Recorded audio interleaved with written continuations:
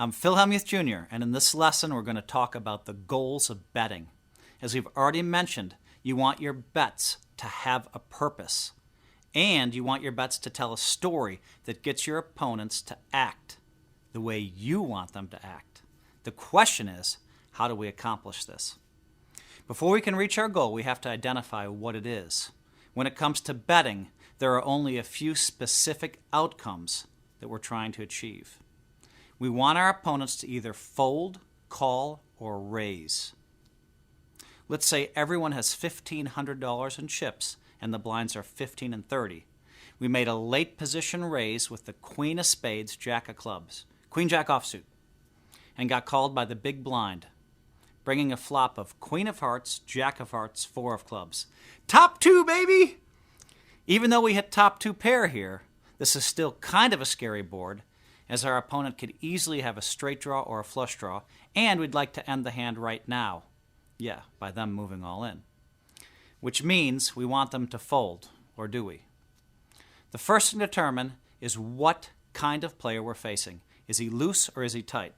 Since a loose opponent is more likely to chase his draw than a tight opponent, we're going to have to bet more in order to give him the wrong odds to call. Because our opponent is only likely to hit his draw about 1/3 of the time, this means that betting about 1/2 of the pot should be enough to get a tight opponent to fold in this spot. Think about it. There's $200 in the pot. You bet half the pot. That's $100. Now for him to call, he's getting laid 3-1. You might be able to get rid of him because he's getting the exact perfect odds to call. A tight player might fold.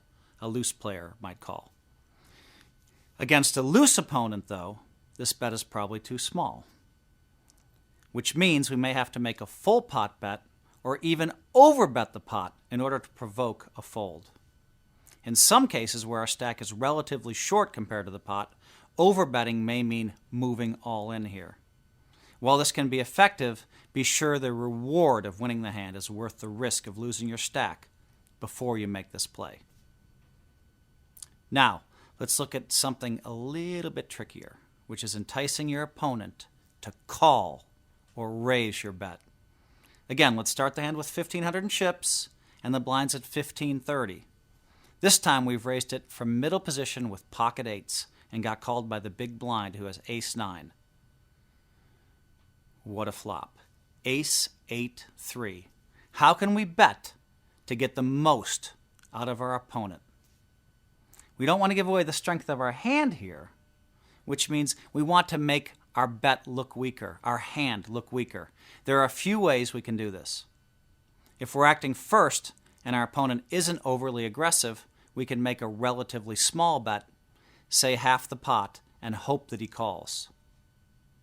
Assuming he doesn't raise, we can either bet again on the turn or check and hope he takes the bait, hope he takes the lead, thinking his ace is good. If he does raise in the flop, we should just call and reevaluate our action on the turn. Lord forbid that we re-raise him and make him fold his ace when he's drawing dead. Conversely, if our opponent is likely to lead out on his own, we can check our hand in the hopes that he bets for us. Depending on how strong we think his hand is, we can either just call his bet and see the turn, or put in a raise of our own in order to build the pot even more. If our opponent is first to act and checks to us, we can bet our hand and hope for a call.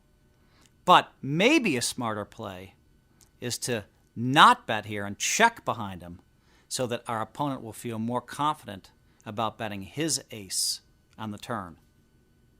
I would probably bet, though. Finally, let's talk about defensive betting, where our goal is to entice either a call or a fold from our opponent while preventing them from leading out or raising our hand. Why bet defensively? Usually, we're making these kind of bets when we have a draw, but haven't yet made our hand. For example, let's say that we've loosened up and we've played 7-8 of spades in middle position. We get called by the button, and now we're looking at the king of spades, 10 of spades, 5 of clubs. We have nothing here but a flush draw. While checking here is okay, to me it's not the best way to play because we're giving up some potential value if we hit, while at the same time giving our opponent a chance to make a bet that would force us to fold our hand. Also, I would like to bet here because I feel like 60-70% of the time I'm just going to win the pot. The trick to betting defensively is to find a number big enough to provoke either a call or a fold from our opponent while keeping the bet cheap enough that it's not costing us too much to hit our draw. Oftentimes, a bet of around 1/3 the size of the pot is the right size to accomplish this goal.